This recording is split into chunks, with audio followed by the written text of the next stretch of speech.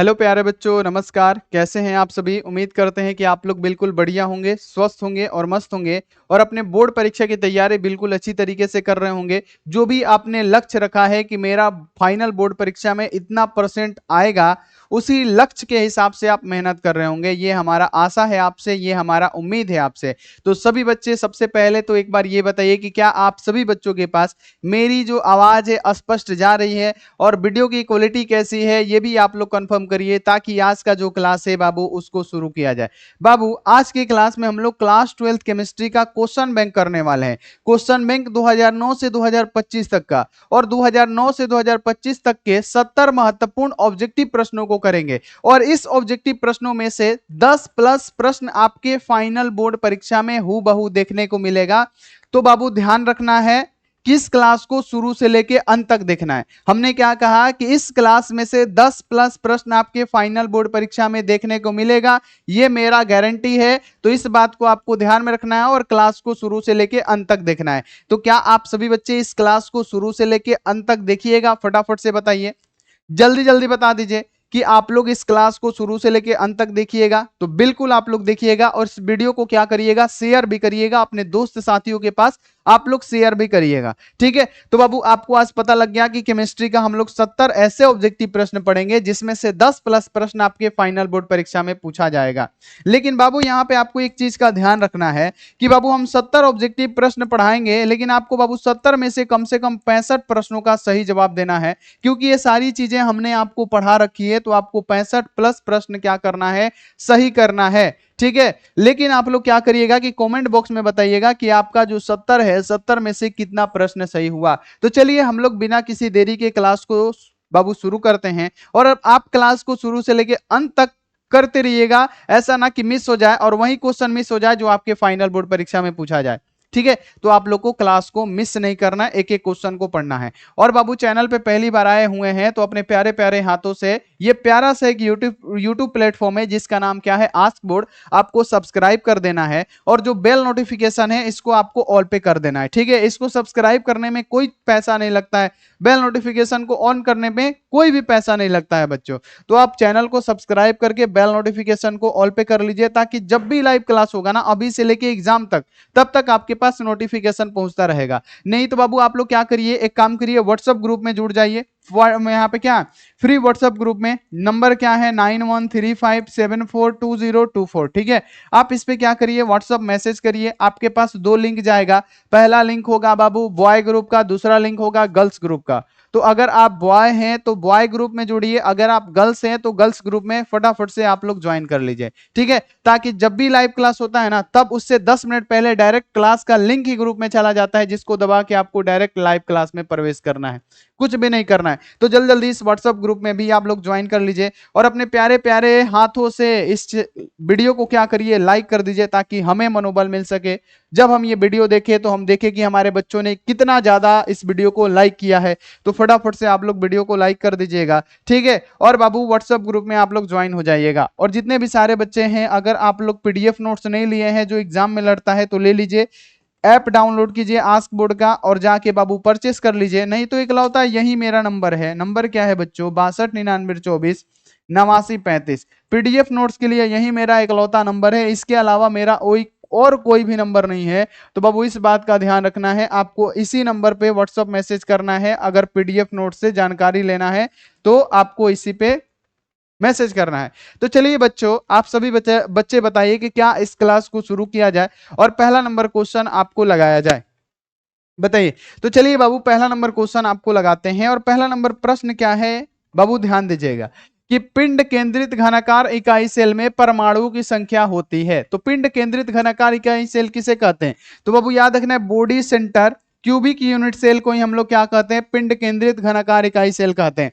पिंड केंद्रित घनाकार इकाई सेल क्या होता है, जिसके बाबू हर कोनों पे है ना 8 गो परमाणु तो होता है, जिसके घन के कोनों पे, आठों कोने पे क्या होगा, एक एक परमाणु होगा। घन के आठों कोनों पे क्या होगा, ये पहले से ही बता दिए हैं ताकि आपको क्या हो, ज्यादा लेट ना हो। ठीक है, क्योंकि समय कम है और इसी समय में बाबू क्या करना है, आपको स्मार्ट स्टडी करना है। देखिए ये हमारा क्या है, body centre cubic unit cell है। इसमें क्या होता है, परमाणु तो घन के 8 कोनों पे स्थित होता है, इसके साथ साथ जो एगो परमाणु होगा ना, इसके पूरे केंद्र में स्थित होगा। और हमने आपको ये भी पढ़ा रखा है कि ये जो परमाणु होता है 8 कोनों पे, इसका क्या होता है, 1/8वां भाग होता है, ये भी हमने आपको बता रखा है। तो इसमें क्या पूछा गया है कि आप परमाणु बताइए, आप एटम्स की संख्या बताइए। तो एटम्स की संख्या हम लोग किस प्रकार से निकालेंगे कि बाबू 8 को क्या है, घन के कोनों पे परमाणु है, लेकिन हमने क्या कहा, इसका 1/8वां भाग होता है। और एक जो परमाणु है क्या है, पूरा का पूरा फुल परमाणु क्या है, घन के कोनों पे स्थित है। तो जो भी कटने वाली चीजें हैं उसको हम लोग कटा देंगे। ये 8 से क्या हो गया, 8 कट गया, तो हमारा क्या बचा, BCC में बाबू हमसे क्या पूछा गया है, एटम्स। ठीक है, BCC में एटम्स की संख्या पूछा गया है। तो यहाँ पे एक और यहाँ पे एक, कितना हो गया, 2 हो गया। यानी BCC में अगर आपसे पूछा जाएगा कि परमाणु की संख्या कितनी होगी बच्चों, तो आप कहिएगा 2 होगा, और ये हमारा 100% सही होगा।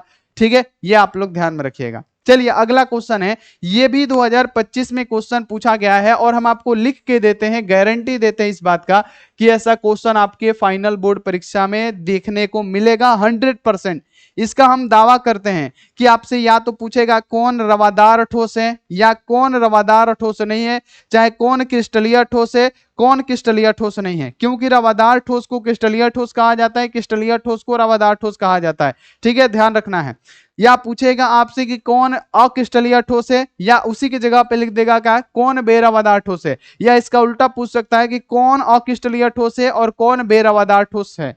ठीक है, तो बाबू ये क्वेश्चन 100% है, आपके एग्जामों में पूछा जाता है। क्रिस्टलीय ठोस किसे कहते हैं, चाहे रवादार ठोस किसे कहते हैं, क्रिस्टलीय ठोस का ही दूसरा नाम है रवादार ठोस। तो क्रिस्टलीय ठोस वैसा ठोस जिसका निश्चित ज्यामितीय आकृति हो, जिसको हम बराबर भागों में बांट सकते हैं, और जिसमें बहाव का गुण नहीं पाया जाए, उसे हम लोग क्रिस्टलीय ठोस या रवादार ठोस के नाम से जानते हैं। और अक्रिस्टलीय ठोस किसे कहते हैं, वैसा ठोस जिसका निश्चित पैटर्न नहीं हो, जिसको हम बराबर भागों में नहीं बांट सकते हैं, और जिसमें बहाव का गुण पाया जाए, उसे हम लोग बेरवादार या उसे ही हम लोग अक्रिस्टलीय ठोस के नाम से जानते हैं। तो ये आपको स्पष्ट हो गया। तो हमसे क्या पूछा गया कि कौन रवादार ठोस नहीं है, यानी रवादार नहीं होगा तो क्या होगा, बेरवादार होगा। यानी आपसे यही क्वेश्चन पूछा गया कि कौन बेरवादार ठोस है। रवादार नहीं है का मतलब क्या, कौन बेरवादार ठोस है। बेरवादार ठोस को हम लोग अक्रिस्टलीय ठोस कहते हैं, और अक्रिस्टलीय ठोस वैसे ठोस होते हैं जिसका निश्चित ज्यामितीय आकृति नहीं होता, जिसको हम बराबर भागों में नहीं बांट सकते, और जिसमें बहाव का गुण पाया जाता है। तो एक बात बताइए, यहाँ पे ग्लास लिखा हुआ है, ग्लास का मतलब क्या हुआ बच्चों, शीशा। और शीशा क्या होता है, अतिशीतित द्रव होता है।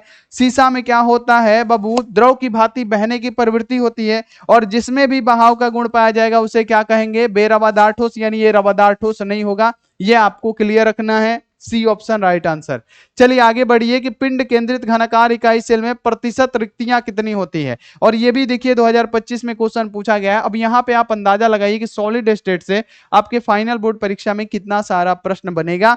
तो बाबू हमने आपको दावा किया है कि 10+ प्रश्न इस वीडियो से रहेगा, तो आप लोग देख लीजिए इस वीडियो को। देखिए पिंड केंद्रित घनाकार इकाई सेल में प्रतिशत रिक्तियां यानी खाली जगह। पिंड केंद्रित घनाकार इकाई सेल हमने पीछे समझा दिया कि बाबू क्या होता है, 8 कोनों पे 8 गो परमाणु होता है, और बीच में एगो केंद्र में क्या होता है, एगो फुल परमाणु होता है, जिसे हम लोग क्या कहते हैं, body centre cubic unit cell कहते हैं। इसमें हमने आपको बताया कि एटम्स कितने होते हैं, तो एटम्स हमने निकाल के बताया कि परमाणुओं की संख्या 2 होती है। अब इसमें अगर पूरा जाए कि भरा हुआ भाग कितना होता है, BCC का भरा हुआ भाग, तो BCC का भरा हुआ भाग कितना होगा, 62%, 68%। कितना होता है बच्चों, 68%। कितना होता है, आप कहिएगा 68% भाग इसका भरा होगा। तो इसका खाली भाग कितना होगा बच्चों, एक बार फटाफट से बताइए। तो इसका जो खाली भाग होगा, खाली भाग कितना होता है, तो बाबू 32% होता है। तो प्रतिशत रिक्तियां, रिक्त का मतलब क्या, खाली स्थान, तो खाली स्थान कितना होगा, 32% होगा, और ये 2025 के एग्जाम में आया हुआ है। आगे बढ़ जाते हैं कि हीरा निम्नलिखित में से किस प्रकार का रवा है, और ये 2024 के परीक्षा में क्वेश्चन पूछा गया। और जैसे हमने आपको बताया 2009 से 2025 तक का निचोड़ है, उसका 70 ऑब्जेक्टिव प्रश्न है, और इसमें से क्वेश्चन लड़ेगा। देखिए क्वेश्चन है कि हीरा निम्न में से किस प्रकार का रवा है। तो हीरा निम्न में से किस प्रकार का रवा है बच्चों, तो जो हीरा होता है, हीरा जो हमारा होता है प्यारे बच्चों, क्या होता है, ये सहसंयोजी रवा होता है। हमने आपको बताया था कि कौन कौन सा ठोस होता है, ठोस का भी प्रकार होता है, धात्विक ठोस, आयनिक ठोस, आणविक ठोस, सहसंयोजी ठोस। यानी अगर बात किया जाए आयनिक ठोस यानी आयनिक रवा क्या होता है, जिसके अणु और परमाणुओं के बीच क्या हो, आयनिक बंधन बल रहे, उसे आयनिक ठोस कहते हैं। आणविक ठोस बाबू आपको पता है, जैसे आयोडीन हमारा क्या आणविक बंधन बल रहे, जिसके अणु परमाणुओं के बीच क्या रहे, आणविक बंधन बल रहे, उसे क्या कहते हैं, आणविक ठोस के नाम से जानते हैं। सहसंयोजी ठोस किसे कहते हैं, वैसे ठोस जिसके अणु परमाणुओं के बीच क्या हो, कोवैलेंट बॉन्ड रहे, यानी सहसंयोजी क्या रहे बाबू, बंधन बल रहे, उसे हम लोग क्या कहते हैं, सहसंयोजी रवा कहते हैं। और इसका एग्जांपल है हीरा, ग्रेफाइट, क्वार्च। तो बाबू हीरा हमारा क्या होगा, सहसंयोजी रवा होगा। अब धात्विक रवा किसे कहते हैं, धात्विक ठोस किसे कहते हैं, वैसे ठोस जिसके अणु और परमाणुओं के बीच क्या हो, मेटेलिक क्या हो, बॉन्ड हो, है ना, धात्विक बंधन बल हो, उसे हम लोग क्या कहते हैं, धात्विक ठोस के नाम से जानते हैं। तो इतना सारा हम डिटेल में पढ़ा रहे, क्यों, क्योंकि आपके एग्जाम में पूछा जाता है, यहीं से आस्क बोर्ड से ही सारा क्वेश्चन पूछा जाता है, ध्यान में रखना है। अगला कि NaCl रवा की संरचना होती है, जो NaCl होता है प्यारे बच्चों, इसकी रवा की संरचना किसमें होती है, तो आपको याद रखना है क्या, FCC में होता है। FCC का मतलब क्या हो गया, फलक केंद्रीय, है ना, घनाकार इकाई सेल, यानी face centre cubic unit cell. Face centre cubic unit cell क्या होता है प्यारे बच्चों, हम आपको बना के दिखा देते हैं ताकि आपको क्या हो, दिक्कत ना हो, ठीक है। हमने आपको क्या कहा कि जो हमारा घन होता है ये क्या होता है, कुछ इस प्रकार से होता है, ठीक है। घन जो हमारा होता है बच्चों, ये कुछ इस प्रकार से होता है। और घन के बाबू क्या होता है, बाबू याद रखना है कि 8 गो कोना होता है, और 8 कोना पे क्या होता है, एक एक परमाणु होता है। पहला कोना, ठीक है, ये हमारा क्या हो गया, दूसरा कोना, ये हमारा तीसरा कोना, और ये हमारा हो गया चौथा कोना। उसी प्रकार से क्या होगा, पहला कोना, दूसरा कोना, है ना, और ये हमारा तीसरा कोना, और ये हमारा क्या हो गया, चौथा कोना, ठीक है। तो बाबू घन के कोनों पे तो क्या होगा, एक एक परमाणु होगा ही, लेकिन घन के कोनों के अलावा हर फलक पे भी क्या होता है, एक एक परमाणु होता है। जैसे आपका ये रूम है, जिस रूम में आप है, इसके कितने फलक है, 6 फलक है। सबसे पहले एक ऊपर वाला फलक, तो ऊपर वाला फलक हमने क्या किया, बना दिया। आप जिस पे खड़े हैं ये वाला फलक, तो ये भी फलक हमने क्या किया, बना दिया, 2 गो फलक हो गया। अब ये क्या हो गया बाबू, राइट साइड वाला फलक, और ये लेफ्ट साइड वाला फलक, तो हमने क्या किया, यहां पे भी एगो फलक बना दिया, और यहां पे भी, यानी हर फलक पे क्या होगा, एक एक परमाणु होगा, एक एक एटम्स होंगे हर फलक पे। उसके बाद से क्या होगा, सामने वाला फलक होगा, तो सामने वाले फलक पे एगो परमाणु, और एगो पीछे वाला फलक होगा, पीछे वाला दीवार होगा, उस पे एगो परमाणु, जिसे हम लोग क्या कहते हैं बच्चों, face centre cubic unit cell कहते हैं। और NaCl का जो रवा होता है किसमें होता है, FCC में होता है, फलक केंद्रीय घनाकार इकाई सेल में होता है। तो ये आपको ध्यान में रखना है। और FCC में परमाणु की संख्या कितनी होती है, ध्यान में रखनी है। FCC में एटम्स कितने होते हैं, फटाफट से बता दीजिए। FCC में एटम्स कितने होते हैं, 4 होते हैं। कितने होते हैं बच्चों, 4 होते हैं। कैसे, हम आपको निकाल के बतला देते हैं। देखिए बाबू 8 गो जो परमाणु है बाबू, 8 गो घन के कोनों पे स्थित है, इसका कितना होता है, 1/8वां भाग होता है। फिर 6 गो परमाणु होता है, जिसका क्या होता है, 1/2 भाग ही होता है। तो जब हम इसको कटाएंगे बच्चों, तो ये हमारा 8 से 8 कटेगा, क्या होगा, 1 होगा, प्लस है तो प्लस। अब ये 2 कितने बार में कटेगा, 3 बार में कटेगा, यानी 1 + 3 = क्या हो गया बच्चों, 4। यानी अगर बोला जाए एटम्स की संख्या कितनी होगी, 4 होगी। तो इतना आपको डिटेल में पढ़ा रहे हैं, आप लोग ध्यान में रखिएगा, ठीक है। चलिए आगे बढ़ जाइए। अगला कि निम्नलिखित में से कौन सा क्रिस्टलीय ठोस का उदाहरण है, और यह भी 2021 में पूछा गया है। क्रिस्टलीय ठोस को ही हम लोग रवादार ठोस बच्चों कहते हैं। तो क्रिस्टलीय ठोस का उदाहरण कौन सा है, तो आपको पता है बाबू, सॉरी अक्रिस्टलीय पूछा गया है, क्रिस्टलीय बोल रहे। अक्रिस्टलीय ठोस वे ठोस होते हैं जिनका निश्चित पैटर्न नहीं होता है, जिसमें बहाव का गुण पाया जाता है। और अक्रिस्टलीय ठोस का उदाहरण एक ही है, जिसका नाम क्या है, कांच। कांच का मतलब क्या हो गया बच्चों, ग्लास हो गया। और ये आप क्लियर रखिएगा। आगे बढ़ जाइए कि रवा में जब इलेक्ट्रॉन ऋण आयन द्वारा खाली स्थानों में पकड़ लिया जाता है, तब उत्पन्न दोष को हम लोग क्या कहते हैं। हो सकता है ये क्वेश्चन आपके फाइनल बोर्ड परीक्षा में देखने को मिले। देखिए बच्चों क्वेश्चन क्या है कि रवा में जब इलेक्ट्रॉन ऋण आयन द्वारा खाली स्थान में पकड़ लिया जाता है, तब कौन सा दोष उत्पन्न होता है, तब जो दोष उत्पन्न होता है एफ केंद्र दोष उत्पन्न होता है। कौन सा बाबू, एफ सेंटर दोष, या इसे ही हम लोग क्या कहते हैं, एफ केंद्र दोष कहते हैं। बाबू इसे हम लोग क्या कहते हैं, एफ केंद्र दोष कहते हैं। शॉर्टकी दोष में क्या होता है, यह दोष तब उत्पन्न होता है जब समान संख्या में धन आयन ऋण आयन अपना क्रिस्टल जालक छोड़ के गायब हो जाते हैं, तब इस उत्पन्न दोष को हम लोग शॉटकी दोष कहते हैं। और इसमें बाबू ठोस के घनत्व में कमी होता है, तो ये आंसर गलत। फ्रेंकल दोष किसे कहते हैं कि जब धन आयन क्या होता है चाहे ऋण आयन क्या होता है अंतरकाशीय स्थान में पहुंच जाता है, तब इस दोष को हम लोग क्या कहते हैं, फ्रेंकल दोष कहते हैं। लेकिन जब रवा में इलेक्ट्रॉन ऋण आयन द्वारा खाली स्थान में पकड़ लिए जाएंगे, तब उत्पन्न जो दोष होगा उसे एफ केंद्र दोष के नाम से जानेंगे। आगे की बेरवादार ठोस का उदाहरण है, देखिए हर साल आता है, इस साल भी आएगा कि बेरवादार ठोस को हम लोग क्या कहते हैं, अक्रिस्टलीय ठोस कहते हैं। और अक्रिस्टलीय ठोस का उदाहरण कौन सा हो जाएगा, रबड़। रबड़ इसका निश्चित ज्यामितीय आकृति नहीं होता है ना, आप रबड़ को दबाएंगे तो दब जाएगा, तो कैसा ठोस है ये कि जो दब जा रहा है, यानी क्या होगा, रबड़ हमारा हो जाएगा। पॉलीमर हमारा अक्रिस्टलीय होता है, कांच हमारा अक्रिस्टलीय होता है, ठीक है, तो ये आप लोग ध्यान में रखिएगा। अगला कि HCP इकाई सेल में परमाणुओं की संख्या कितनी होती है, मोस्ट इंपोर्टेंट क्वेश्चन है जो आपके एग्जामों में पूछा जाता है।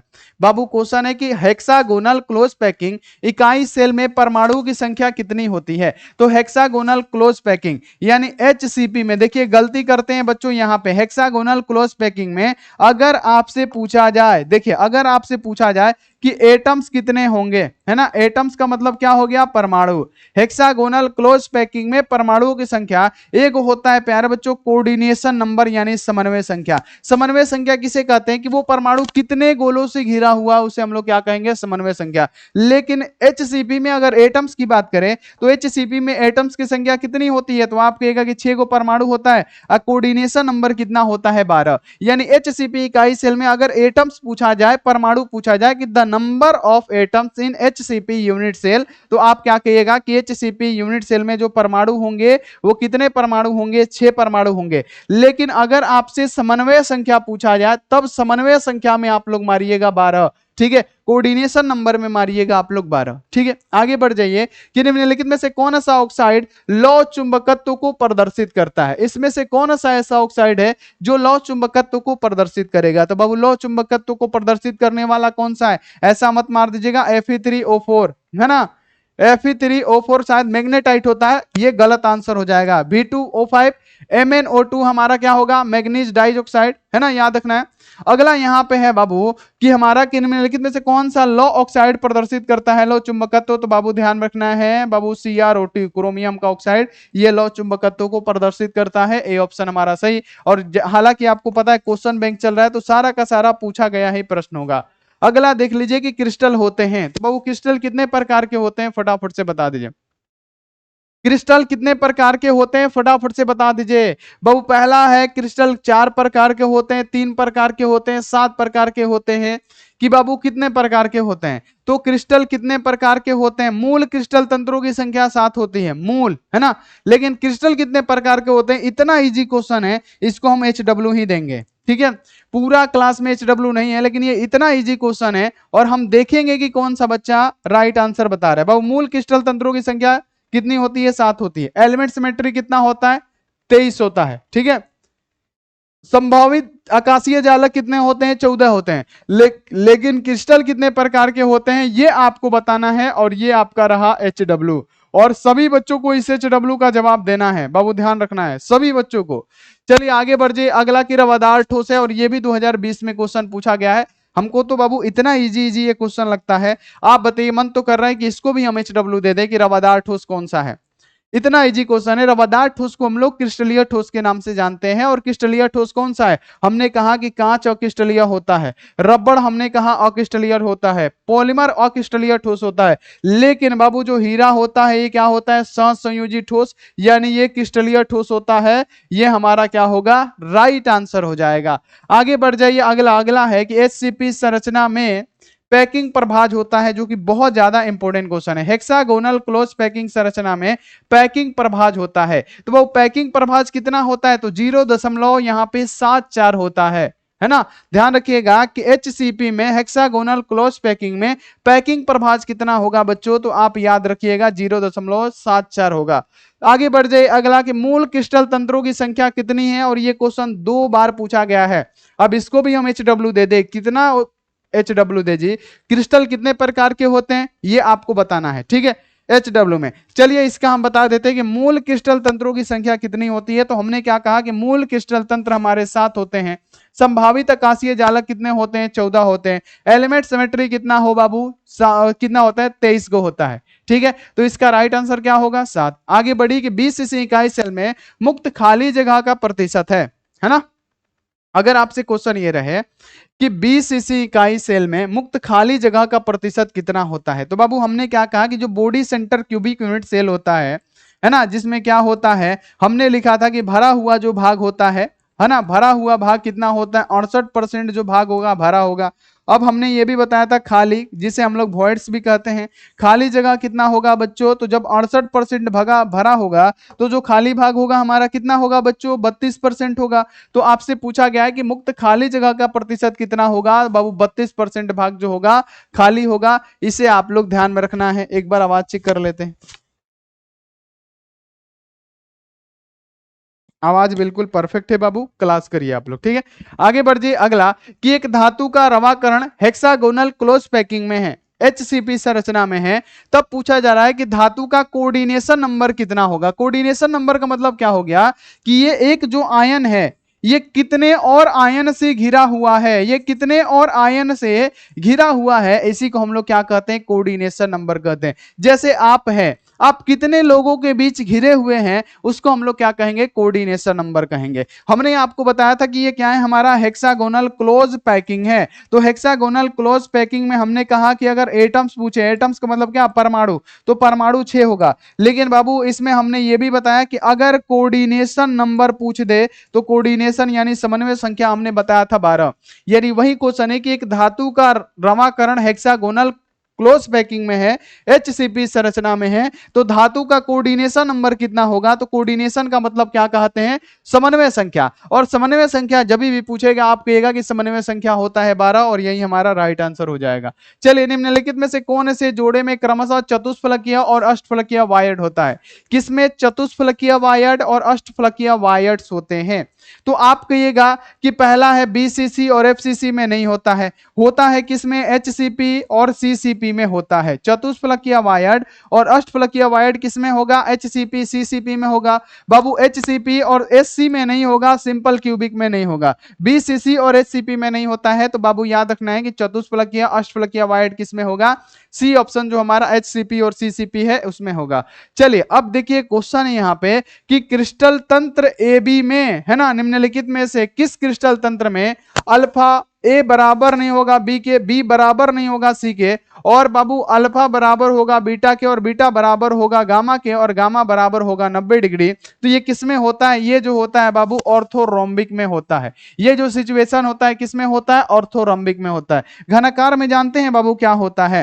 घनाकार में जानते हैं क्या होता है? A बराबर होता है B के, B बराबर होता है C के। ठीक है, B बराबर होता है C के। उसके बाद से क्या होता है प्यारे बच्चों? अल्फा बराबर होता है क्या? बीटा के, और बीटा बराबर होता है गामा के, और गामा बराबर होता है 90 डिग्री के। तो ये घनाकार का है। लेकिन हमारा क्या है इसमें? जब A बराबर नहीं होगा B के, B बराबर नहीं होगा C के, लेकिन अल्फा बीटा गामा क्या होगा? 90 डिग्री के बराबर होगा। तो इस सिचुएशन को बच्चों हम लोग क्या नाम देंगे? इस सिचुएशन का हम नाम देंगे क्या बाबू? इस सिचुएशन का नाम देंगे हम लोग ऑर्थोरोम्बिक। और ऑर्थोरोम्बिक आप लोग याद रखिएगा। और जब देखिएगा ABC बराबर हो और अल्फा बीटा गामा का मान भी क्या हो? 90 डिग्री के बराबर हो, तो ये क्या होगा? घनाकार होगा। ये आप लोग स्पष्ट रखिएगा। अगला, घनाकार क्रिस्टल में ब्रबेस जालकों की संख्या कितनी होती है? तो घनाकार क्रिस्टल में ब्रबेस जालक कितने होते हैं? तो वो घनाकार क्रिस्टल हम यहां पे सबसे पहले क्रिएट करते हैं, बनाते हैं। ये हमारा क्या है? घनाकार क्रिस्टल है बच्चों, ध्यान रखिएगा। ये हमारा क्या है? घनाकार क्रिस्टल है। क्या है बच्चों? ये हमारा घनाकार क्रिस्टल है। तो सबसे पहले हम क्या करते हैं? एक घनाकार क्रिस्टल बनाते हैं। क्या करते हैं बच्चों? सबसे पहला हम एक घनाकार क्रिस्टल का निर्माण करते हैं। ठीक है, सबसे पहला हम क्या करेंगे? घनाकार क्रिस्टल का निर्माण करेंगे। तो जिसमें क्या होगा प्यारे बच्चों? परमाणु जो होगा 8 कोनों पे स्थित होगा। परमाणु जो होगा घन के अगर 8 कोनों पे स्थित होगा तो उसे हम लोग क्या कहते हैं? अगर परमाणु क्या हो? घन के 8 कोनों पे स्थित हो तो इसे हम लोग क्या कहते हैं? अगर परमाणु, सुनिएगा, अगर परमाणु घन के 8 कोनों पे स्थित होता है उसे हम लोग क्या कहते हैं? सिंपल क्यूबिक कहते हैं बाबू। अगर परमाणु घन के 8 कोनों पे उपस्थित हो लेकिन क्या हो प्यारा बच्चों? एगो बीच फलक में भी स्थित हो, बीच केंद्र में भी स्थित हो तो इसका नाम क्या पड़ जाता है, बीसीसी पड़ जाता है, body centre cubic unit cell पड़ जाता है। अगर परमाणु घन के कोनों पे तो 8 कोनों पे स्थित होगा, लेकिन परमाणु हर फलक पे भी एक एक परमाणु क्या होगा, अगर उपस्थित होगा तो इस प्रकार को हम लोग क्या कहते हैं बाबू, फलक केंद्रीय घनीय जालक यानी एफसीसी कहते हैं। यानी टोटल कितना हुआ, तो आप क्या कहेंगे, पहला हुआ सिंपल क्यूबिक, दूसरा हुआ body centre cubic unit cell और तीसरा हुआ face centre cubic unit cell. यानी अगर आपसे बाबू क्वेश्चन ये पूछा जाता है कि घनाकार क्रिस्टल में बेरबेस जालक कितने हैं, 1 2 3, यानी क्या होगा, 3 हमारा राइट आंसर हो जाएगा। ये आप लोग ध्यान में रखिएगा। आगे बच्चों कि एक अष्टफलकीय रिक्तियां निम्नलिखित में से कितने गोलों से घिरी हुई होती है, तो यहां आप देखिए क्या है, हमारा एक अष्टफलकीय रिक्तियां है। अब ये जो अष्टफलकीय रिक्तियां हैं 2022 और 2024 का ये क्वेश्चन है। तो बाबू अगर आपसे क्वेश्चन पूछे कि एगो अष्टफलकीय रिक्तियां कितने गोलों से घिरी हुई है, तो पहला देखिए, पहला गोला, दूसरा गोला, तीसरा गोला, चौथा गोला, पांचवा गोला और ये हमारा क्या हो गया, छठा गोला। यानी एक अष्टफलकीय रिक्तियां कितने गोलों से घिरी हुई होती है बच्चों, तो आप कहिएगा 6 गोलों से घिरी हुई होती है। और ये क्वेश्चन 2 बार रिपीट हुआ है, ये आपको क्लियर रखना है। आगे बढ़ जाइए कि निम्नलिखित में से किस प्रकार के दोष के कारण क्रिस्टल के घनत्व में कमी होती है। ऐसा कौन सा दोष उत्पन्न होता है जिसमें क्रिस्टल के घनत्व में कमी देखी जाती है। तो हमने आपको बताया था कि क्या होता है, शॉटकी दोष में। शॉटकी दोष तब उत्पन्न होता है जब समान संख्या में धन आयन ऋण आयन अपना क्रिस्टल जालक छोड़ के गायब हो जाते हैं, तब इस प्रकार के उत्पन्न दोष को हम लोग शॉटकी दोष के नाम से जानते हैं।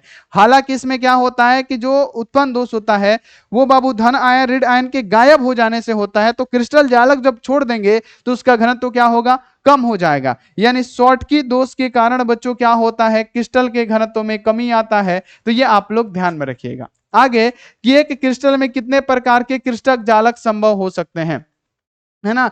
एक क्रिस्टल में कितने प्रकार के क्रिस्टल जालक संभव हो सकते हैं, फटाफट से बता दीजिए। यानी मूल क्रिस्टल तंत्रों की संख्या कितनी होती है, एक क्रिस्टल में कितने प्रकार के क्रिस्टल जालक संभव हो सकते हैं, तो आप बता दीजिए।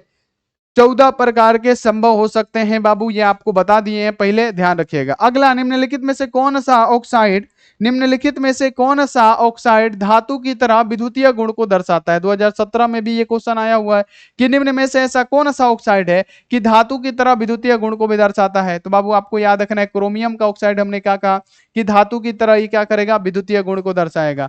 अगला, निम्नलिखित में से कौन सा बेरवादार ठोस है। देखिए कितनी बार ये क्वेश्चन आया हुआ है, पहली बात ध्यान रखना है, और ये हर साल आता है। 2017, 19, 24, 22 सब में पूछा गया है कि निम्नलिखित में से पूछा गया है आपसे कौन बेरवादार ठोस है। बेरवादार ठोस को हम लोग क्या कहते हैं, अक्रिस्टलीय ठोस भी कहते हैं, और अक्रिस्टलीय ठोस को हम लोग रवाहीन ठोस भी कहते हैं। तो आपको पता है कि जिसमें भी अगर ग्लास लग गया, जिसमें भी शीशा लग गया, तो शीशा हमारा क्या होता है, अक्रिस्टल होता है। यानी ये जो क्वार्ज ग्लास होगा SiO2, ये जो SiO2 होता है हमारा क्या होता है, क्वार्ज क्रिस्टल होता है, जो कि क्या होता है, रवाहीन ठोस, अक्रिस्टलीय ठोस, बेरवादार ठोस होता है। तो बाबू जो हमारा ऑप्शन बनेगा कौन सा, SiO2, है ना। सिर्फ यहाँ पे क्वार्ज रहे ना, तो क्वार्ज हमारा क्रिस्टल है, लेकिन ग्लास लग गया तो वो अक्रिस्टल हो गया।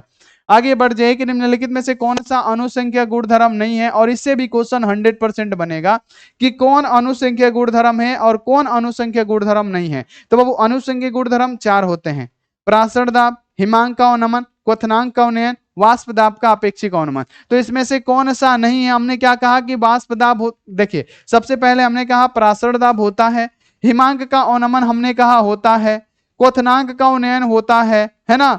लेकिन बाबू वाष्प दाब का अपेक्षिक अवनमन होता है, ओनली वाष्प दाब नहीं होता है। तो यहाँ पे क्या हो जाएगा, ओनली वाष्प दाब है, तो ये हमारा गलत आंसर हो जाएगा, क्योंकि वाष्प दाब का अपेक्षिक अवनमन होता है। और ये देखिए क्वेश्चन कब पूछा गया, 2025 के एग्जाम में क्वेश्चन पूछा गया। तो इस बात को आपको ध्यान में रखना है, इस बात को आपको क्लियर रखना है बच्चों। आगे बढ़िए, ये भी देखिए 2025 का क्वेश्चन है कि निम्नलिखित में से किस यौगिक के जलीय घोल का प्रासरण दाब असामान्य होता है ना। अगर आपसे ये क्वेश्चन पूछे कि निम्नलिखित में से कौन सा ऐसा यौगिक है जिसका जलीय घोल क्या होगा, प्रासरण दाब क्या होगा, असामान्य होगा। तो बाबू याद रखना है कि ये जो यूरिया होता है, यूरिया में आयंस नहीं होते हैं, आयंस नहीं होते हैं बाबू। साधारण जो लवण होता है ना बाबू, इसमें भी क्या होता है, इसमें आयन होता है। लेकिन अगर सुक्रोज की बात करें, सुक्रोज में भी आयन नहीं होता है। ग्लूकोज में भी क्या होगा, आयंस नहीं होगा। और जिसमें आयंस नहीं होगा उसका बाबू क्या होगा, प्रासरण दाब सामान्य होगा। लेकिन जिसमें साधारण लवण में क्या होगा, आयन होगा। तो जिसमें भी आयन होगा, जैसे साधारण लवण को हम लोग मान लेते हैं NaCl, NaCl में क्या है, आयन है। तो अगर इसमें आयन है तो इसका क्या होगा बाबू, प्रासरण दाब असामान्य होगा। यानी हमारा जो ऑप्शन बन रहा है, बी ऑप्शन सही बन रहा है। आगे बढ़िए अगला, कि वह विलयन जो राउल्ट के नियम से धनात्मक या ऋणात्मक विचलन प्रदर्शित करता है, उसे हम लोग क्या कहते हैं। यह भी क्वेश्चन 2025 के एग्जामों में आया हुआ प्रश्न है कि वह विलयन जो राउल्ट के नियम से धनात्मक या ऋणात्मक विचलन प्रदर्शित करता है, उसको हम लोग क्या कहते हैं, उसको हम लोग कहते हैं बाबू क्या, यहाँ पे अनादर्श विलयन। अनादर्श विलयन से ही बाबू धनात्मक या ऋणात्मक विचलन प्रदर्शित होता है।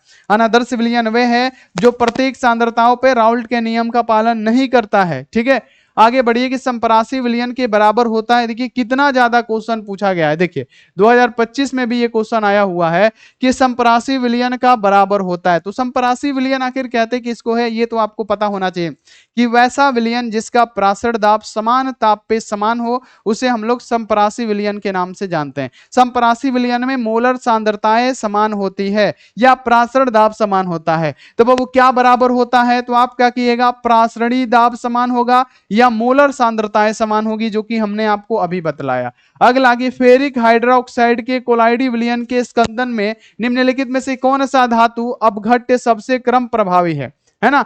विद्युत अपघट्य सबसे कम प्रभावी है, तो सबसे कम प्रभावी कौन सा है, केबीआर है। और केबीआर आप लोग याद रखिएगा, ये भी 2025 का क्वेश्चन है। अब देखिए कि संपरासी विलयन के बराबर होता है, लगातार 2024 में भी पूछा है ना बाबू, ध्यान में रखना है। लगातार क्या हुआ, 2024 में पूछा, लगातार 2025 में भी पूछा। इसीलिए क्वेश्चन बैंक पढ़ना बहुत ज्यादा जरूरी है कि संपरासी विलयन में डैश के बराबर होता है। फटाफट से बता दीजिए तो। और बताने के साथ साथ आप लोग वीडियो को शेयर करिए। इतना अच्छी तरीके से क्लास हो रहा है और आप लोग भाग रहे हैं बाबू, गलत बात है। आपको पता है कि हम किस परिस्थिति से अभी गुजर रहे हैं, फिर भी आप लोग साथ नहीं दे रहे हैं। तो जल्दी जल्दी वीडियो को लाइक करिए। तो लाइक की संख्या इतनी कम क्यों है, इतना अच्छा से पढ़ा रहे हैं। तो सभी बच्चे एक बार वीडियो को जोरदार तरीके से लाइक करिए, शेयर करिए वीडियो को और दोस्तों को बुलाइए। देखिए कि प्रासरणी विलयन में, संपरासी विलयन में बाबू क्या समान होता है, तो वैसा विलयन जिसका प्रासरण दाब समान ताप पे समान हो, उसे हम लोग संपरासी विलयन के नाम से जानते हैं। संपरासी विलयन में मोलर सांद्रताएं समान होती हैं, तो मोलर सांद्रताएं चाहे प्रासरण दाब जो होगा समान होगा। तो पीछे वाला क्वेश्चन में क्या था, संपरासी विलयन बराबर होता है, उसमें क्या, प्रासरणी दाब, और बाबू इसमें क्या होगा, मोलर सांद्रता। देखिए आगे बढ़िए कि निम्नलिखित में से कौन सा द्वितीयक सेल है। द्वितीयक सेल किसे कहते हैं, आपको पता है कि द्वितीयक सेल के नाम से किसे जानते हैं, वैसा सेल। द्वितीयक सेल किसे कहते हैं बाबू, वैसा सेल जिसमें रेडॉक्स अभिक्रिया क्या हो, बार बार हो, जिसको हम लोग बार बार क्या कर सकते हैं बाबू, आवेशित कर सकते हैं। उस प्रकार के सेल को हम लोग द्वितीय सेल कहते हैं। और द्वितीयक सेल को ही लेड स्टोरेज बैटरी के नाम से जाना जाता है। जैसे इन्वर्टर की बैटरी, जैसे ही डाउन होगा लाइट आएगा, चार्ज हो जाएगा। बाबू मोबाइल की बैटरी सबसे अच्छा एग्जाम्पल है कि मोबाइल आप चला रहे हैं, बैटरी डाउन होगा, फिर उसे आप क्या करेंगे बाबू, रेडॉक्स अभिक्रिया करा के उसे आवेशित कर सकते हैं, पूरा आप उसे चार्ज कर सकते हैं। उस प्रकार के सेल को हम लोग द्वितीयक सेल के नाम से जानते हैं। यानी बाबू क्या होगा, द्वितीयक सेल कौन होगा, लेड स्टोरेज बैटरियां जितनी भी होती है द्वितीयक सेल होती है। अगला, किसी विलयन के सांद्रता, मतलब याद रखना है, सांद्रण करने का कौन सा तापक्रम पे निर्भर नहीं करता है, 2024 के एग्जाम में पूछा गया है। इसमें गलती मत करिएगा प्लीज कि किस पे ताप का प्रभाव नहीं पड़ता है। तो हमने आपको बताया था कि जो मूललता होता है और जो बाबू मूल प्रभाज होता है, इस पे ताप का प्रभाव नहीं पड़ता है। एगो मूललता, एगो हमने क्या कहा था बच्चों, मूल प्रभाज, जिसे मोल फ्रैक्शन भी कहते हैं, जिसे मोल फ्रैक्शन के भी नाम से जाना जाता है। यानी मोल लता किसे कहते हैं, प्रति केजी विलयन में घुले हुए विलय की मोलों की संख्या को हम लोग मोल लता कहते हैं।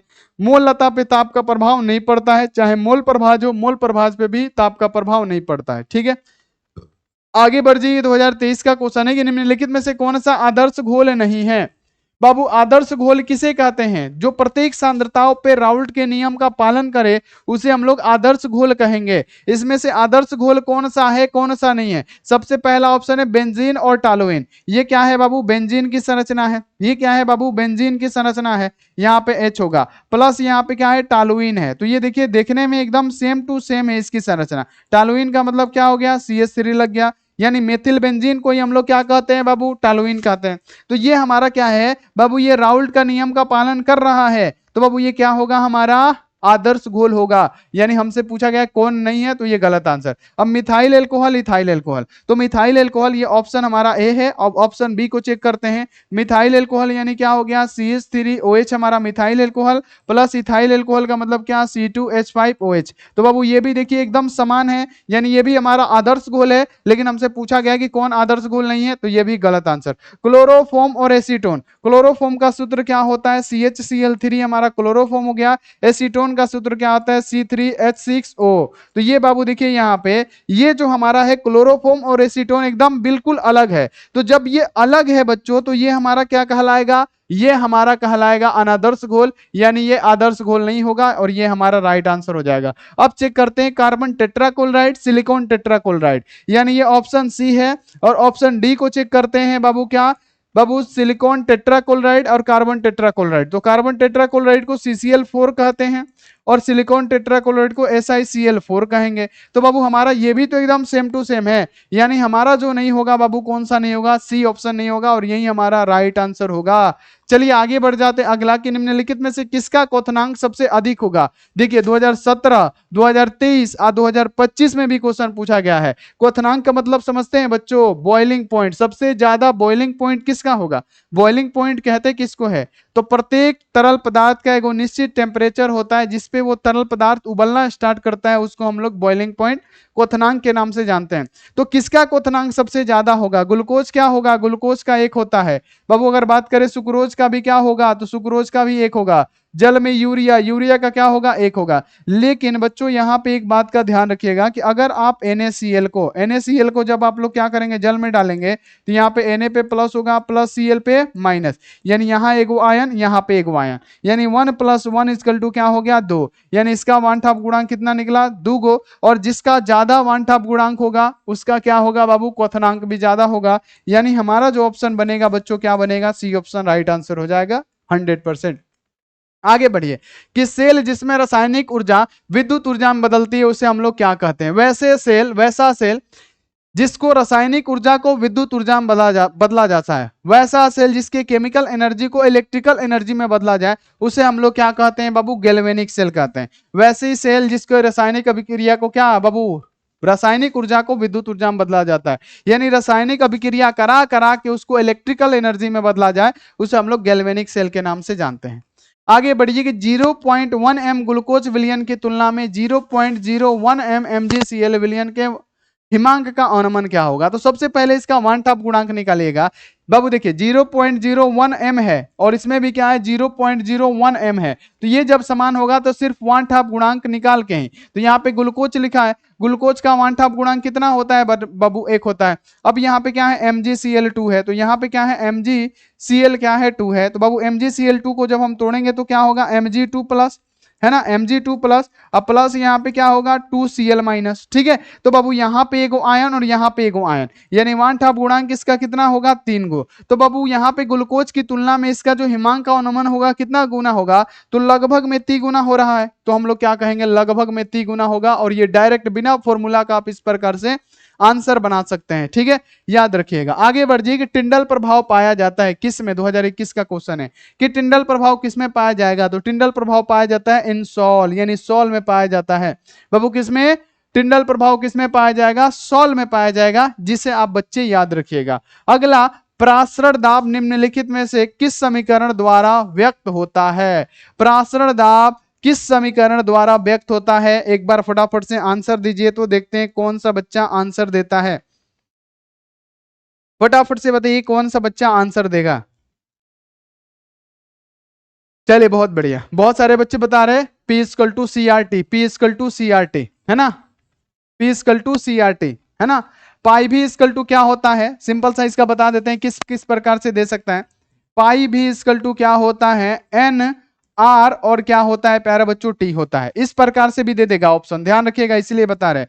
तो बाबू पाई क्या पाई है तो पाई, ठीक है। इक्वल टू यहाँ पे क्या है भी इसमें गुणा कर रहा है, बराबर को उधर जाएगा क्या करेगा भाग करेगा, तो एन बटे में भी और यहाँ पे क्या हो गया आर और इंटू टी हो गया। चूंकि आप लिखिएगा बच्चों की हम जानते हैं, चूंकि आप लिखिएगा कि हम जानते हैं कि C इक्वल टू क्या होता है n बटे में क्या होता है भी, तो n बटे के भी के बदले में हम लोग क्या लिख सकते हैं C लिख सकते हैं। यानी क्या होगा पाई इक्वल टू n बटे भी के बदले में हम लोग क्या लिखेंगे C, और यहाँ पे R है तो R, T है तो T। तो ये किसी भी प्रकार से दे सकता है, हमको दे रखा है पाई इक्वल टू CRT तो हम पाई इक्वल टू CRT माने। अगर हमको दे देगा बाबू क्या पाई भी इक्वल टू NRT तो हम पाई इक्वल टू NRT भी मान सकते हैं। अगर पाई इक्वल टू n बटे में भी RT लिखा रहे ऑप्शन में तो वो भी हम मार सकते हैं। तो ये पढ़ना बहुत जरूरी है, इस प्रकार से आपको विचलित कर सकता है, ठीक है। तो ये बात आप लोग ध्यान में रखिएगा। अगला है कि अर्धपारगम्य झिल्ली से प्रासरण की क्रिया में निकल पाते हैं। तो बाबू अर्धपारगम्य झिल्ली से प्रासरण की क्रिया में क्या निकल पाते हैं, 2020 और 2023 का क्वेश्चन है। तो बाबू अर्धपारगम्य झिल्ली से प्रासरण की क्रिया में क्या निकल पाते हैं, तो शुद्ध विलायक के अणु ही निकल पाते हैं, और ये हमारा क्या होगा राइट आंसर। जैसे शुद्ध विलायक हमारा पानी हो गया। आगे बढ़ जाइए कि आदर्श विलयन का कौन सा गुण है, तो आदर्श विलयन किसे कहते हैं, वैसा विलयन जो प्रत्येक सांद्रताओं पे राउल्ट के नियम का पालन करे उसे हम लोग आदर्श विलयन कहते हैं। जैसे दो घोल लेते हैं हम लोग, ठीक है, ये हमारा क्या है दो घोल है, पहला घोल ए, ठीक है, ये पहला घोल हमने क्या माना बच्चों ए माना, ठीक है। और इसी प्रकार से हम लोग क्या करेंगे दूसरा भी घोल लेंगे, हमने क्या किया दूसरा घोल लिया है ना, हमने क्या किया दूसरा घोल लिया, इस दूसरे घोल को क्या माना बी माना। तो जब हम इस घोल को मिलाएंगे, जब हम इस घोल को मिलाएंगे बाबू ध्यान में रखिएगा, तो बाबू इसका क्या होना चाहिए, जब ये तीसरा घोल बनना चाहिए, जब हमने दो घोलों को मिलाया तो ये जो तीसरा घोल इसका बनना चाहिए ना, तो ना तो इसके हीट में परिवर्तन होना चाहिए ना आयतन में परिवर्तन होना चाहिए, तब इसे हम लोग क्या कहेंगे बाबू, इसे कहेंगे क्या आदर्श विलयन। तो अगर ना इसके बाबू क्या होगा हीट में परिवर्तन होगा, ना इसके बाबू याद रखना है कि आयतन में परिवर्तन होगा, तो बाबू इसको हम लोग क्या कहेंगे आदर्श विलयन कहते हैं। यानी जब दो घोलों को आपस में मिलाते हैं तो ना तो इसके हीट में परिवर्तन हो ना ही इसके आयतन में परिवर्तन हो, तो वैसे घोल क्या कहलाते हैं आदर्श घोल। यानी जो राउल्ट के नियम का पालन करता है उसे क्या कहते हैं बाबू आदर्श घोल कहते हैं। ये आप लोग ध्यान रखना है। अगर बाबू delta H not equal to zero होना या डेल्टा भी नॉट इक्वल टू जीरो हो तब ये क्या होगा अनादर्श होगा, ये आप लोग ध्यान रखिएगा, अनादर्श होगा, ये आप लोग ध्यान रखना है। लेकिन डेल्टा H और डेल्टा भी इक्वल टू अगर जीरो हो तो ये आदर्श घोल होता है बच्चों, ठीक है। चलिए आगे बढ़ जाते हैं। अगला कि पहाड़ों पर जल का क्वथनांक कम हो जाता है क्यों, पहाड़ों पे जल का क्वथनांक कम हो जाता है तो बाबू जितना ऊपर जाइएगा उतना वायुमंडलीय दाब कम होगा और क्वथनांक भी क्या होगा कम होगा। यानी जितना ऊपर जाइएगा बॉइलिंग पॉइंट आपका क्या होगा नीचे होगा, क्वथनांक का मतलब क्या बॉइलिंग पॉइंट। यानी पहाड़ों पे जल का क्वथनांक कम हो जाता है क्यों, क्योंकि वहां का जो वायुमंडलीय दाब है वो क्या है बाबू कम है, ठीक है। आगे बढ़िए निम्नलिखित में से विलयन के लिए कौन सा अनुसंख्य गुण है, बाबू ये क्वेश्चन आएगा ही आएगा। तो हमने क्या कहा प्रासरण दाब, हिमांक का अवनमन, क्वथनांक का अवनयन, वाष्प दाब का अपेक्षिक अवनमन। यानी ये जो चार होते हैं अनुसंख्य गुणधर्म होते हैं। तो क्या हमने अर्ध आयु क्या हमने पृष्ठ तनाव कहा नहीं, लेकिन बाबू हमने प्रासरण दाब सबसे पहले कहा था और ये क्या होता है हमारा अनुसंख्य गुणधर्म होता है। शुद्ध जल का पीएच मान की बात करें कि शुद्ध जल का पीएच मान कितना होता है। अगर बच्चों ये क्वेश्चन पूछा जाए कि शुद्ध जल का पीएच वैल्यू कितना होता है, आप कहिएगा 7 होता है 7। अगला है कि मानव रक्त का पीएच मान कितना होता है, ह्यूमन ब्लड का पीएच वैल्यू कितना होता है बच्चों, तो आप कहिएगा अगर ह्यूमन ब्लड पूछा जाए तो ह्यूमन ब्लड का होता है 7.4, ठीक है। ह्यूमन ब्लड का कितना होता है 7.4 होता है। आगे बढ़ जाइए कि अगर n घुल्ले पदार्थ के मोलों की संख्या तथा n क्या हो बाबू ध्यान में रखना है, तथा n क्या है, तथा n क्या है घोलक के मोलों की संख्या, तो घुल्ले के मोलों के मतलब घुल्ले का मोल प्रभाज क्या है। सबसे पहली बात n को हम लोग क्या कहते हैं विलय, विलय विलय जैसे हो गया चीनी, चीनी क्या हो जाता है घुल जाता है। कैपिटल एन को हम लोग क्या कहते हैं विलायक, जो क्या करे घुला दे, विलायक जैसे विलायक हमारा क्या हो गया पानी।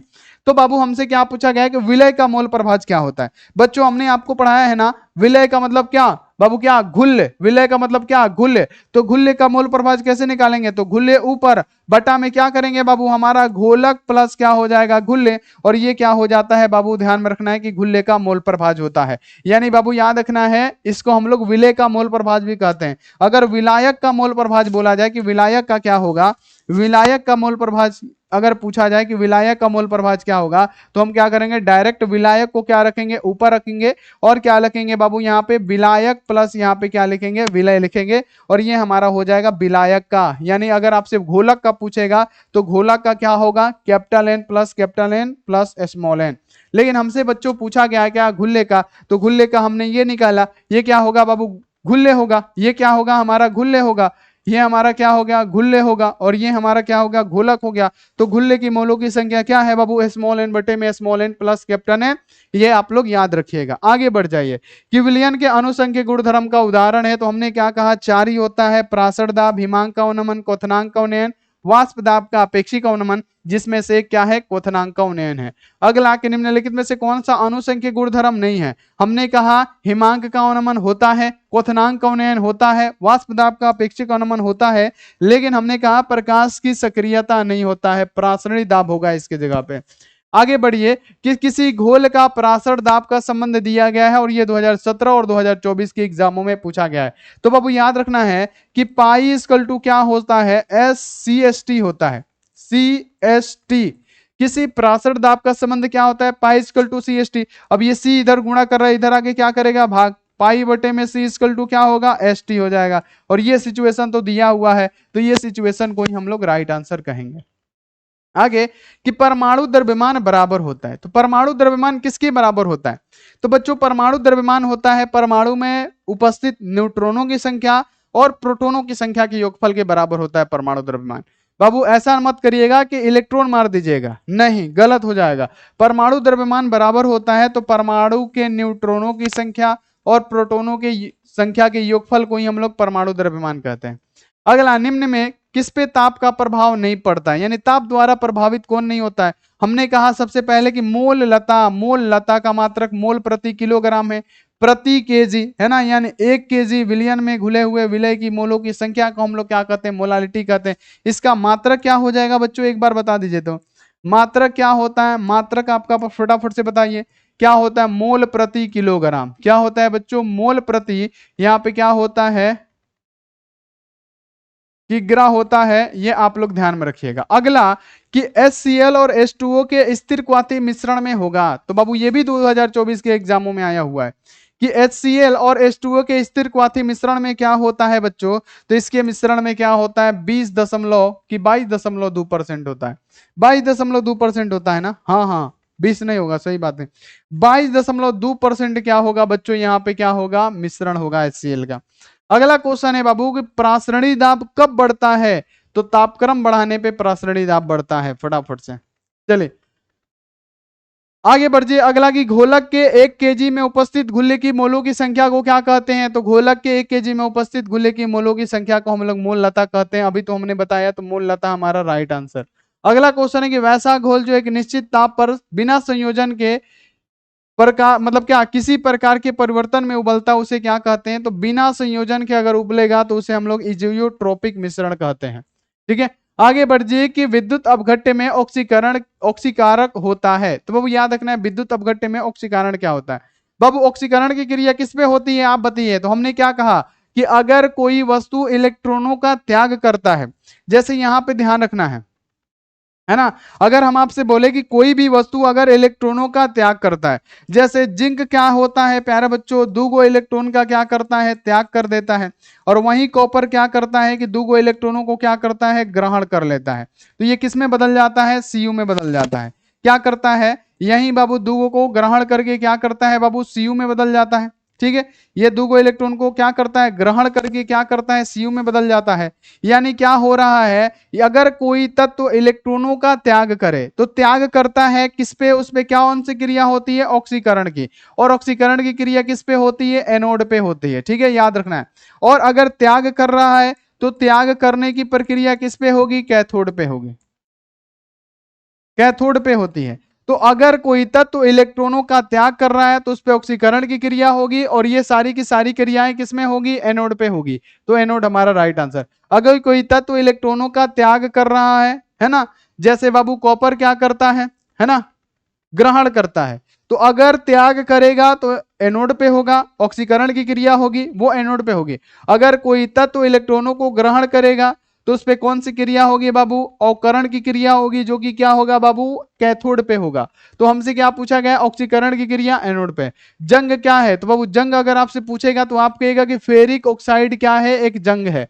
आगे कि निम्न सेल का विद्युत वाहक बल का मान क्या होगा? तो सबसे पहले आपको पता है कि जिंक क्या करता है बाबू? एक इलेक्ट्रॉनों का त्याग करता है ना? तो अगर आपसे पूछा जाए कि अगर इसमें से बताना है कि सेल का विद्युत वाहक बल का मान निकालें और सेल का विद्युत वाहक बल ये दे रखा है, तो बाबू ई नोट सेल इक्वल टू क्या होता है? कैथोड माइनस एनोड होता है, जिसमें ये क्या है? यहां पे हम लिख देते हैं ये है कैथोड।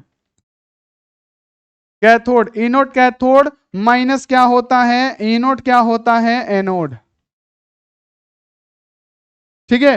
तो बाबू अगर आपसे बोला जाए तो इसका फॉर्मूला हमने क्या बताया? एनोड कैथोड माइनस, है ना? अगर आपसे बोला जाए तो क्या होगा? एनोड कैथोड, तो कैथोड हमारा क्या है? 0 यहाँ पे 4 और यहाँ पे क्या है? 4 है, और माइनस है तो माइनस। और एनोड कितना है? एनोड हमारा है 0 क्या? -0.76 वोल्ट हमारा क्या है? एनोड है। तो बाबू हमारा क्या होगा? इसका फॉर्मूला ही लिख देते हैं। Anode cell, anode cell equal to क्या होता है? ध्यान में रखना है, एनोड कैथोड माइनस क्या होता है? Anode anode. आपको पता लग गया कि जिंक क्या है? एनोड है, और बाबू क्या है? एफी क्या है? कैथोड है। तो आप क्या कहिएगा? एनोड सेल अगर आपको निकालना होगा, है ना, एनोड सेल निकालना होगा प्यारे बच्चों, एनोड सेल निकालना होगा तो एनोड कैथोड का मान कितना है? -0.44 वोल्ट। माइनस है तो माइनस ऑलरेडी, और इसका मान क्या है? 0.7 और क्या है बाबू? 6 वोल्ट है। तो जब आप इसको सोल्व करिएगा, ये माइनस है तो माइनस माइनस माइनस क्या होगा? प्लस हो जाएगा, यानी 4 और प्लस यहाँ पे 0 क्या होगा? 7 6। जब इसको करिएगा तो क्या होगा प्यारे बच्चों? प्लस में 0 क्या होगा? 3 2 वोल्ट होगा। तो प्लस में 0.32 वोल्ट कहीं पे भी दिख रहा हो तो आप लोग क्या करिएगा? राइट आंसर कर दीजिएगा, और यही हमारा राइट आंसर होगा। आगे बढ़ जाइए कि विशिष्ट चालकता की इकाई क्या होती है? 2025 के एग्जाम में पूछा गया है कि विशिष्ट चालकता किसे कहते हैं? तो विशिष्ट प्रतिरोध के व्युत्क्रम को ही हम लोग विशिष्ट चालकता के नाम से जानते हैं। तो विशिष्ट प्रतिरोध का मात्रक ओम मीटर। अब बाबू इसके व्युत्क्रम यानी उल्टे को हम लोग क्या कहेंगे? विशिष्ट चालकता। यानी ओम ऊपर जाएगा इनवर्स में, मीटर ऊपर जाएगा इनवर्स में। अब मीटर को हम लोग सेंटीमीटर भी लिख सकते हैं, ओम इनवर्स, और सेंटीमीटर क्या होगा? इनवर्स होगा। तो ओम इनवर्स सेंटीमीटर इनवर्स, है ना? ओम इनवर्स सेंटीमीटर इनवर्स, ये आप लोग क्लियर रखिएगा। आगे बढ़ जाइए कि निम्नलिखित में से कौन से धातु का विद्युत अपघटन से प्राप्त नहीं होता है? यह भी 2025 के एग्जाम में पूछा गया है कि निम्नलिखित में से कौन सा धातु विद्युत अपघटन से प्राप्त नहीं होता है? तो विद्युत अपघटन से बाबू यहां पे ध्यान रखना है कि हमारा एफी प्राप्त कभी नहीं हो सकता है। अगला यहां पे क्वेश्चन क्या है बच्चों? ध्यान में रखना है कि जिंक के छड़ को ZnSO4 के विलयन में और कॉपर के छड़ को CuSO4 के विलयन में रखा जाता है, और इसके बीच का विद्युत वाहक बल कितना है बच्चों? तो 1.1 वोल्ट है। तो इसमें कैथोड कौन होगा? तो बाबू आपको पता है कि जिंक क्या कर रहा है? एक मिनट रुक जाइए प्यारे बच्चों।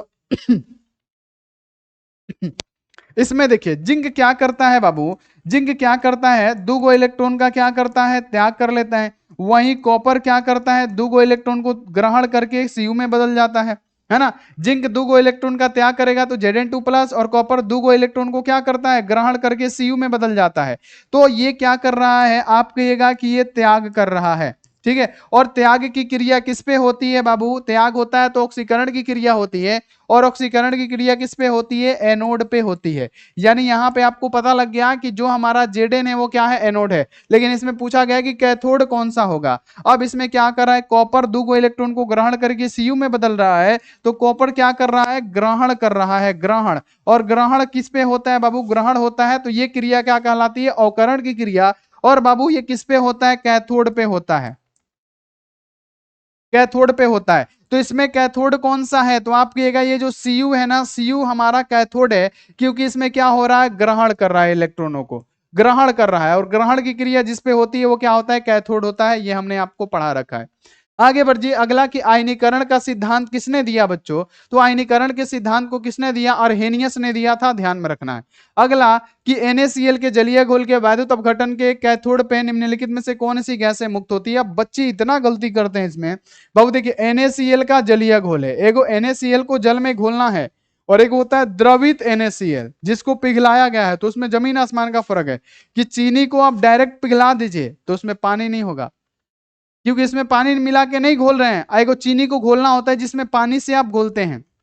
यानी अगर इसमें बोला जाए कि NaCl के जलीय घोल यानी NaCl में जल मिलाया गया है, ठीक है, और एक होता है द्रवित NaCl उसमें सिर्फ NaCl होता है, तो हमसे पूछा गया कि NaCl के जलीय घोल के वैद्युत अपघटन के कैथोड पे निम्नलिखित में से कौन सी मुक्त होती है। तो सबसे पहले बाबू ध्यान रखना है कि NaCl का जलीय घोल है, सबसे पहले क्या है NaCl है। जब NaCl टूटेगा बच्चों क्या होगा, Na पे प्लस होगा, Cl पे माइनस होगा। फिर इसमें क्या H2O है, H2O का मतलब क्या जलीय घोल, तो ये क्या होगा H प्लस और OH माइनस होगा, क्या होगा OH माइनस होगा, ठीक है। तो बाबू यहाँ पे ध्यान रखना है, सबसे पहले ये क्या करेगा बाबू कि NaOH सबसे पहले क्या होगा फरार हो जाएगा, फरार हो जाएगा तो हाइड्रोजन पे प्लस है तो ये किस पे प्राप्त होगा, कैथोड पे प्राप्त होगा।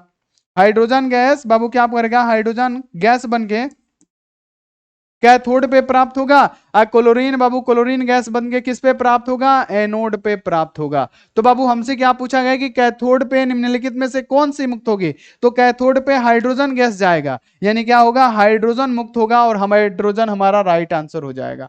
आगे बढ़िए कि निम्नलिखित में से कौन से विलयन में विद्युत का संचलन करते हैं, यानी जलीय विलयन में विद्युत का संचलन कौन करता है, तो बाबू आयन करते हैं, यानी उसे हम लोग क्या कहते हैं वैद्युत अपघट्य कहते हैं। आगे बढ़िए कि ABC इसमें का क्वेश्चन एक 100% की रहेगा कि ABCD धातुओं का मानक इलेक्ट्रोड विभव क्या है, तो A कितना है बच्चों, A हमारा है कितना, तो ध्यान रखना है -3.505 वोल्ट, 0.5 वोल्ट है। बाबू B इक्वल टू कितना दिया हुआ है, -1.66 वोल्ट दिया हुआ है। C की बात करें बच्चों, C कितना दिया हुआ है, तो यहाँ पे -0.44 वोल्ट दिया हुआ है, और यहाँ पे D इक्वल टू कितना दिया हुआ है बच्चों, प्लस में दिया हुआ है कितना 0.8 वोल्ट, 0.8 वोल्ट। तो इसका अवकरण क्षमता क्रम, अवकरण क्षमता क्रम जानते हैं क्या होता है, जो सबसे ज्यादा नेगेटिव में होगा वो सबसे ज्यादा क्या होगा अवकरण होगा। तो इसमें सबसे ज्यादा नेगेटिव में कौन सा है, ए है, तो यहाँ पे जो हमारा राइट आंसर बच्चों बनेगा क्या बनेगा, ए ऑप्शन ही बनेगा, ध्यान में रखना है ना। आगे बढ़ जाइए अगला कि एबीसीडी तत्वों का मानक अपचयन विभव इस प्रकार से है। देखिए यहाँ पे क्या है एबीसीडी है, हम लोग क्या करते हैं एबीसी लिख देते हैं, है ना। ए का कितना दिया हुआ है प्लस यहाँ पे 0.68 दिया हुआ है, बी का कितना दिया हुआ है बाबू, तो यहाँ पे -2.50 वोल्ट दिया हुआ है, सी का कितना दिया हुआ है 0.05, 0.50 वोल्ट दिया हुआ है। तो बाबू अवकारक क्षमता क्रम कौन होगा, जो सबसे ज्यादा निगेटिव में होगा, सबसे ज्यादा निगेटिव में बी, सबसे बड़ा ये होगा।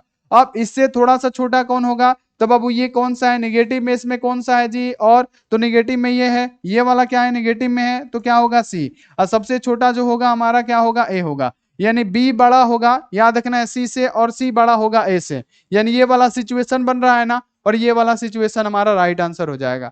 किसी सेल अभिक्रिया के समयावस्था पर सेल का विद्युत वाहक बल क्या होता है, तो कोई भी सेल अपने समयावस्था को प्राप्त करता है तो टर्मिनल वोल्टेज क्या होगा शून्य हो जाएगा, ईएमएफ शून्य हो जाता है। चलिए जलीय घोल में हाइड्रोजन निम्न में से किसे अवकृत नहीं करेगा, Fe3+ को, जो कि हमने आपको फुल डिटेल में इसको बता रखा है, तो यहाँ पे क्या होगा Fe3+ हो जाएगा। बाबू किसका ऑक्सीकारक विभव सबसे अधिक होता है, मैग्नीशियम का होता है, लिख के हमने पढ़ा रखा है याद रखिएगा। अगला सोडियम क्लोराइड के जलीय घोल का वैद्युत विच्छेदन करने पे धनोद और ऋणोद पे, अब सोडियम क्लोराइड है यानी क्या है NaCl है, इसका जलीय विलयन करना है H2O के साथ, तो हमने आपको अभी तो बताया कि Na पे प्लस और Cl पे माइनस, H2O को तोड़िएगा H पे प्लस OH पे माइनस, तो हमने आपको यही तो अभी पढ़ाया था ना कि ये क्या करता है NaOH सबसे पहले क्या होता है फरार हो जाता है, हाइड्रोजन किस पे जाता है, तो ये H+ किस पे जाता है बाबू ध्यान में रखना है कैथोड पे, कैथोड पे जाता है, और ये क्लोरीन किस पे जाता है एनोड पे जाता है ना। तो बाबू हमसे क्या पूछा गया है कि धनोद और एनोड पे क्या प्राप्त होगा, क्लोरीन और हाइड्रोजन प्राप्त होगा, ठीक है ध्यान रखना है। अगला कि गैल्वेनिक सेल में एनोड क्या होता है, तो गैल्वेनिक सेल को हमने पढ़ा रखा है कि गैल्वेनिक सेल में जो हमारा एनोड होता है क्या होता है ऋणात्मक, इसमें उल्टा होता है गैल्वेनिक सेल में। गैल्वेनिक सेल में क्या किया जाता है, तो रासायनिक अभिक्रिया करा के हम लोग वैद्युत ऊर्जा को उत्पन्न करते हैं, और यही होता है गैल्वेनिक सेल। और गैल्वेनिक सेल में क्या होता है बाबू, जो हमारा एनोड होता है वो ऋणात्मक होता है, ठीक है, क्योंकि यहीं से क्या होता है दो इलेक्ट्रॉन निकलते हैं, और ये सारी क्रिया हमने पीछे पढ़ा रखी है चैप्टर वाइज में, तो आपको ये क्लियर हो ही गया होगा। तो बाबू हमने 70 मोस्ट इंपोर्टेंट ऑब्जेक्टिव क्वेश्चन करा दिए जो आपके एग्जाम के लिए बहुत ज्यादा इंपॉर्टेंट है और इसमें से बहुत सारा प्रश्न आपके फाइनल बोर्ड परीक्षा में पूछा जाएगा। तो आपको कमेंट में बताना है कि आपका कितना प्रश्न सही हुआ है। बाबू 70 में से आपका कितना सही हुआ है ये, और प्लीज आप लोग क्या करिए, वीडियो को लाइक कर दीजिए बच्चों, बहुत मेहनत करते हैं आपके लिए। तो एक बार वीडियो को लाइक करिए और प्लीज हमारे चैनल को सपोर्ट करिए बाबू, आपकी सपोर्ट की आवश्यकता है, आपकी सपोर्ट की आवश्यकता है। चैनल को सब्सक्राइब कर दीजिए, बेल नोटिफिकेशन को ऑल पे कर दीजिए, और साथ में बाबू ये भी बताइएगा कि आज का क्लास कैसा लगा, और प्यारे प्यारे हाथों से इस वीडियो को लाइक करते जाइएगा। तो चलिए बाबू मिलते हैं अगली क्लास में, आप लोग अपना ध्यान रखिए, मन लगा के पढ़ाई करते रहिए। Take care and bye.